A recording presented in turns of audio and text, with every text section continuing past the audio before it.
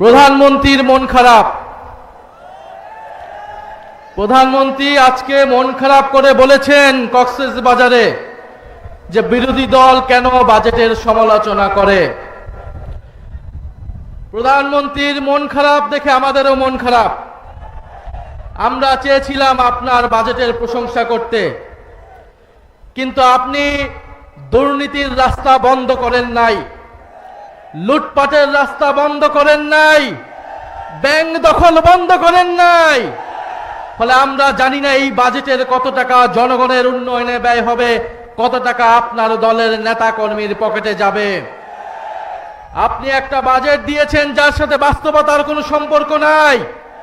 জনগণকে স্বপ্ন দেখাচ্ছেন, যেই স্বপ্ন পূরণ করতে আপনি চূড়ান্তভাবে ব্যর্থ হবেন। একটা বাজেট দিয়েছেন যেই বাজেটকে বাস্তবায়ন করতে হলে আপনাকে কয়েক লক্ষ কোটি টাকা ঋণ নিতে হবে বিভিন্ন দেশ থেকে। ফলে এই বাজেটের সমালোচনা, যৌক্তিক সমালোচনা বিরোধী দল হিসেবে আমাদেরকে করতেই হবে। আমরা খুব স্পষ্টভাবেই বলেছিলাম যে দেশে সুশাসন, স্বচ্ছতা, সংস্কার বাস্তবায়ন না হলে দুর্নীতি বন্ধ হবে না, চাঁদাবাজি, লুটপাট বন্ধ হবে না। আজকে হারে হারে বাংলাদেশের জনগণ সেটা দেখতে পাচ্ছে। ব্যাংক দখল শুরু হয়ে গিয়েছে। ইসলামী ব্যাংকে নতুন করে আবার এস আলমের হাতে তুলে দেওয়ার বন্দোবস্ত করছে। আপনি যতই অস্বীকার করুন না কেন, আমরা জানি এস আলমের গাড়িতে চড়ে কে বাংলাদেশে সংবর্ধনা নিয়েছিল। এস আলমকে কারা প্রোটেকশন দিচ্ছে বাংলাদেশের জনগণ জানে। ইসলামী ব্যাংকে কাদের হাতে তুলে দেওয়া হচ্ছে এটাও বাংলাদেশের জনগণ জানে। বাংলাদেশের জনগণ জানছে, কিন্তু বাংলাদেশের জনগণ এটা মেনে নেবে না। বিদ্যুতের দাম নজিরবিহীনভাবে বৃদ্ধি করা হয়েছে। গ্রামে গঞ্জে কোথাও বিদ্যুৎ পাওয়া যাচ্ছে না, দিনে 8 বার 10 বার করে লোডশেডিং হচ্ছে। বিদ্যুতের দাম এই সরকারকে বাড়াতে হবেই, কারণ এই সরকার আওয়ামী লীগের সরকারের করা অসম চুক্তিগুলো এখনো বহাল রেখেছে। আপনি আদানির চুক্তি আপনাকে বাতিল করতেই হবে, না হলে আপনি বিদ্যুতের দাম কোনোদিনই বাংলাদেশে কমাতে পারবেন না। ফলে আপনি আদানির চুক্তি বহাল রাখবেন।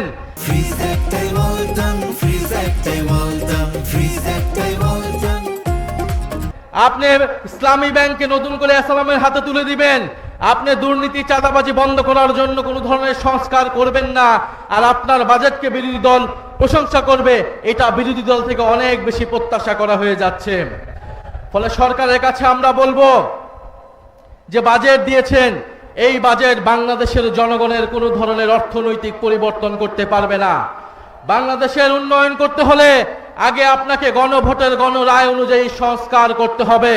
পুলিশ সংস্কার করতে হবে, দুদক সংস্কার করতে হবে, বিচার বিভাগ সংস্কার করতে হবে। গতকালকে এই খবর দেখলাম যেই আপনাদের চট্টগ্রামে বাংলাদেশের ক্রিকেট টিমের একজন ক্রিকেটারকে পুলিশ তুলে নিয়ে এসেছে, ডিবি তুলে এনে নির্যাতন করে দিয়েছে, এবং স্বরাষ্ট্রমন্ত্রী আজকে কক্সবাজার গিয়ে বক্তব্য করছে। ফলে এই যে পুলিশ সংস্কার হয়নি, জনগণের উপরে আবারও জুলুম নির্যাতন নেমে এসেছে। সরকার আবারও পুরনো স্বৈরতন্ত্রের পথে হাঁটছে। সরকার যদি স্বৈরতন্ত্রের পথে হাঁটে, জনগণকেও অভ্যুত্থানের পথে হাঁটতে হবে। ফলে সংসদকে জনগণ থেকে বিচ্ছিন্ন করে ফেলা হচ্ছে। জনসংশ্লিষ্ট ইস্যুতে বিরোধী দলকে সেখানে কথা বলতে দেওয়া হচ্ছে না। আমরা দেখেছি গত 2-1 দিন আগেই বাংলাদেশে নতুন ভারতীয় হাই কমিশনার এসেছে, এবং আমরা গতকালকে এই মৌলভীবাজারে সীমান্তে আবার একজন বাংলাদেশি হত্যার খবর পেয়েছি।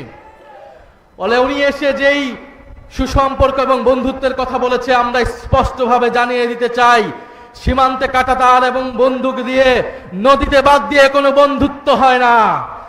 এবং বাংলাদেশ এবং ভারতের আকাশ এক নয়, বাংলার মাটি আর ভারতের মাটিও এক নয়। সেই ফয়সালা 1947 সালেই হয়ে গিয়েছিল। 1947 সালেই ফয়সালা হয়ে গিয়েছিল বাংলা স্বাধীন সার্বভৌম হবে। 1971 সালেই ফয়সালা হয়ে গিয়েছিল। 2024 সালে পুনরায় আবার ফয়সালা হয়ে গিয়েছিল বাংলাদেশে কোনো আধিপত্যবাদী শক্তি থাকবে না। বাংলাদেশে কারো সাথে বাংলাদেশ আপোষ করবে না। মর্যাদা এবং ন্যায় নীতির ভিত্তিতেই বাংলাদেশ সকলের সাথে সম্পর্ক তৈরি করবে। প্রিয় চট্টগ্রামবাসী, আপনাদের কাছে এটাই অনুরোধ, এটাই আহ্বান নিয়ে এসেছি যে 11 দলীয় ঐক্য মাঠে আছে, জনগণের সাথে আছে। এবং আমাদেরকে প্রথম থেকেই শুরু থেকে এই নতুন গজিয়ে ওঠা স্বৈরতন্ত্রকে ঠেকিয়ে দিতে হবে। সরকারকে সর্বস্তরেই জবাবদিহিতার আওতায় আনতে হবে। আমরা দেখেছি কয়েকদিন আগে চট্টগ্রামে কারা জুলাইয়ের গ্রাফিতি মুছে ফেলতে চেয়েছিল, আপনারা সেটা ঠেকিয়ে দিয়েছিলেন। এরকম প্রত্যেকটি জায়গায় জুলাই গণ অভ্যুত্থানের বিপক্ষে যারা যাবে, দুর্নীতি স্বৈরাচারের পক্ষে যারা যাবে, তাদের বিরুদ্ধে আপনাদেরকে দাঁড়াতে হবে।